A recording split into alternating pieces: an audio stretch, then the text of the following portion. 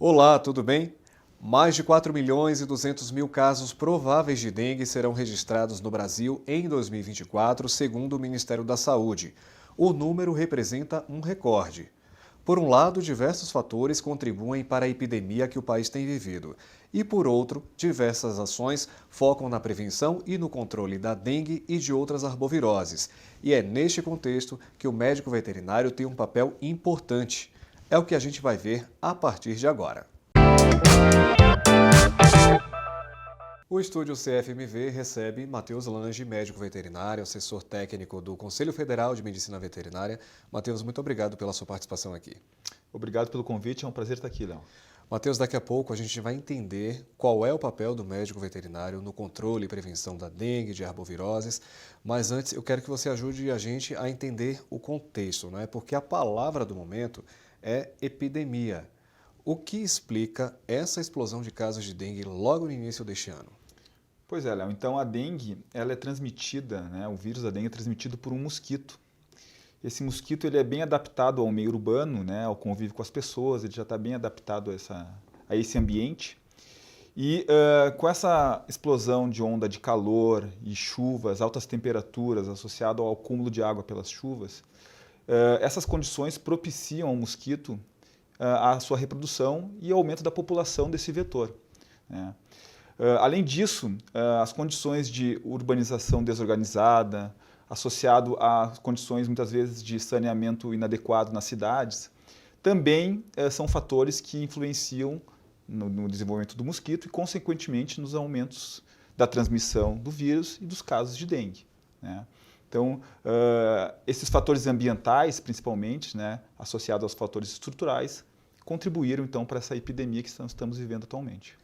Matheus, você traz diversos fatores aí. Um deles chama muita atenção, que é o fator ambiental.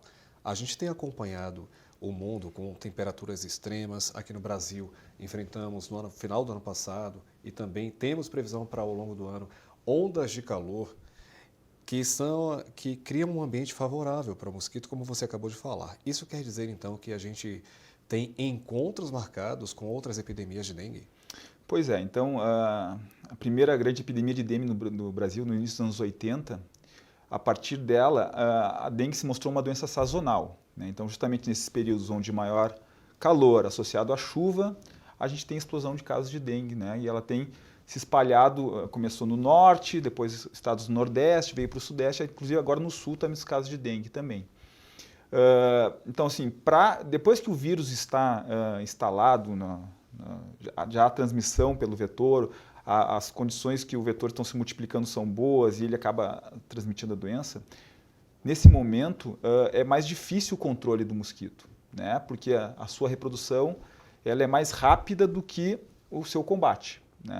Então, o foco das ações de controle vetorial do mosquito eles têm que ser justamente nos períodos em que as condições não são favoráveis, ou seja, os períodos de baixa incidência de dengue. Só que nesses períodos há uma negligência, a população acaba negligenciando, os governos muitas vezes também acabam não tomando medidas de controle e a gente tem que, para evitar então que, como tu falou, outros encontros marcados, a gente tem que ter uma ação constante de vigilância. Não apenas nos períodos onde a transmissão e os casos estão altos, mas justamente nos períodos também onde estão baixos, para que a gente possa então evitar novos encontros e novas epidemias. Então é um trabalho que tem que ser feito de forma contínua, não é? Não podemos esperar chegar a um cenário como este, começa a aparecer um caso, dois casos, depois explode tudo isso e aí você começa a tentar remediar a situação. Não, essa atuação tem que ser perene. Perfeito, perfeito. Tanto quando os casos estão altos, no verão, no calor, quanto no inverno, onde os casos temos menos casos, mas a vigilância e o controle do mosquito deve ser permanente e constante, como tu falaste. Pois é. Aí no início de fevereiro, o Ministério da Saúde criou o COI, que é o Centro de Operações de Emergências contra a Dengue.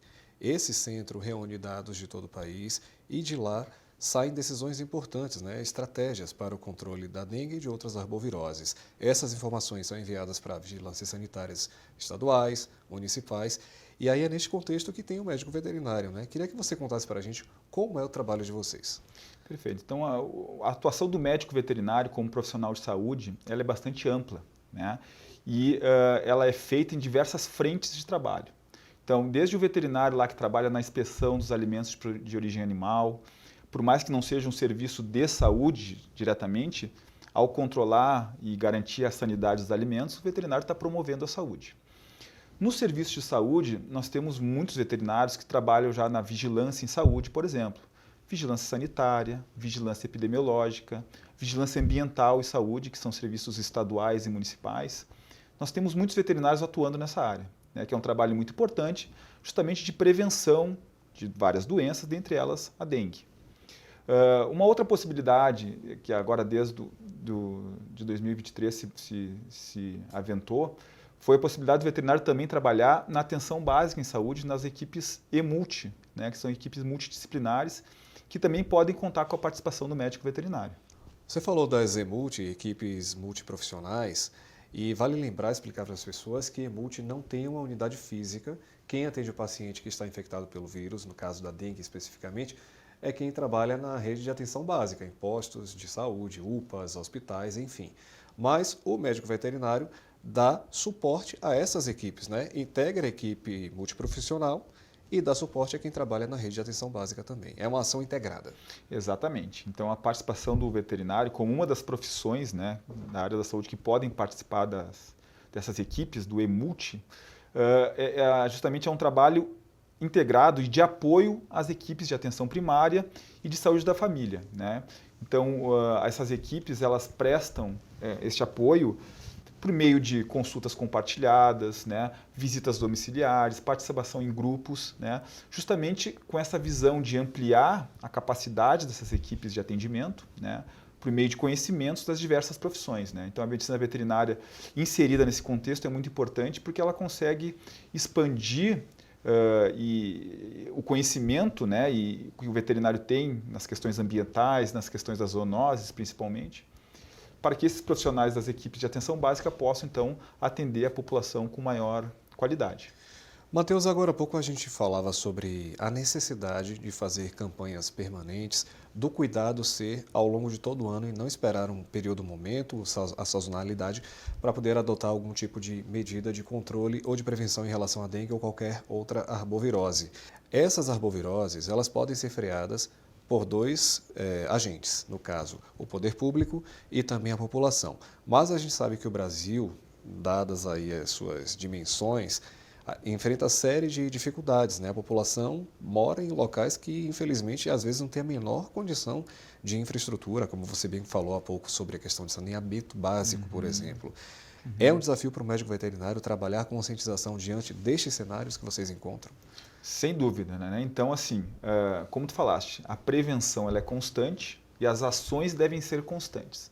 O serviço público tem o seu papel no sentido da divulgação de informação, no atendimento às pessoas doentes, na promoção de condições de recolhimento de lixo, saneamento básico, né, das cidades.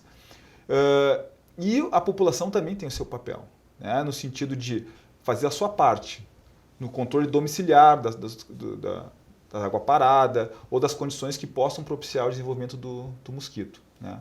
Então, o médico veterinário que trabalhando diretamente diretamente com a população, nos serviços de saúde, ele vai conhecer a realidade dessas comunidades e poder transmitir o conhecimento que vai atingir de fato aquela comunidade. Então não adianta a gente usar uma campanha de publicidade, por exemplo, de controle da dengue, que não impacte diretamente na realidade daquela população. Não adianta falar, então, por exemplo, em controle de água parada em pneus, por exemplo, né, que a gente viu muito esse tipo de abordagem, numa região onde a maioria das residências são edifícios, prédios, casas que não tem pneu.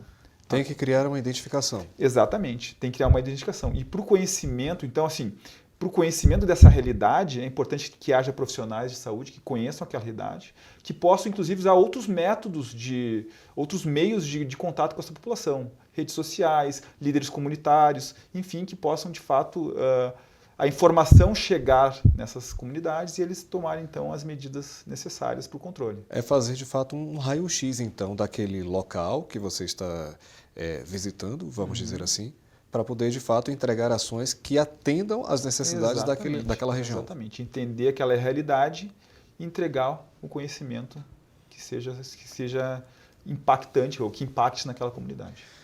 Importante falar da atuação do médico veterinário nesse cenário, porque a maioria das pessoas imagina que médico veterinário cuida apenas de cão e gato. Então a gente consegue trabalhar aí a ampliação do conceito do profissional e valorizá-lo, obviamente. A gente sabe que em algumas cidades brasileiras existem médicos veterinários incorporados ao quadro de servidores das prefeituras, né? Certamente essa medida traz resultados muito positivos para a comunidade, para as comunidades, no caso. Qual é o cenário do país? É um cenário desafiador também neste sentido? Sem dúvida, né? Então, o conceito de saúde, né, é o bem-estar físico, mental, social do ser humano, né? E quando a gente pensa em saúde, a gente não pode pensar apenas na ausência de doenças, né? Promover a saúde numa comunidade ou ter uma comunidade saudável é muito mais do que apenas essa comunidade não estar doente. Então, ela envolve aspectos ambientais, aspectos da saúde, da própria saúde das pessoas e da saúde dos animais, né? Então, o médico veterinário ele tem um conhecimento para atuar nesses 3 elos, né? A saúde das pessoas, dos animais e do ambiente, de forma a promover uma saúde plena para aquela comunidade. Então, no momento que o veterinário, né, nós temos aí mais de 5 mil municípios no país, você imagina, né, se cada município tiver um veterinário, seja no serviço de vigilância ou nos serviços do EMULT, por exemplo, participando das equipes do EMULT, a gente tem uma grande possibilidade desses profissionais atuarem nas comunidades, se reconhecerem como profissionais de saúde, e esse contato direto com as pessoas, nos postos de saúde, nas unidades básicas, né, junto com as equipes de atendimento da atenção primária, também vai fazer com que a população entenda o veterinário como um profissional de saúde, né? Então, o veterinário, além de ser o médico dos cães, dos gatos, dos cavalos, dos bovinos, a população vai entender que esse veterinário também é um profissional que vai ajudar diretamente na saúde dela, na saúde das pessoas, né? Então, esse cenário é desafiador, né? Nós temos muito espaço para ocupar como médicos veterinários, né? E isso depende dos gestores públicos, mas depende também dos profissionais se entenderem nesse contexto e, de fato, terem a iniciativa de participar dessas ações.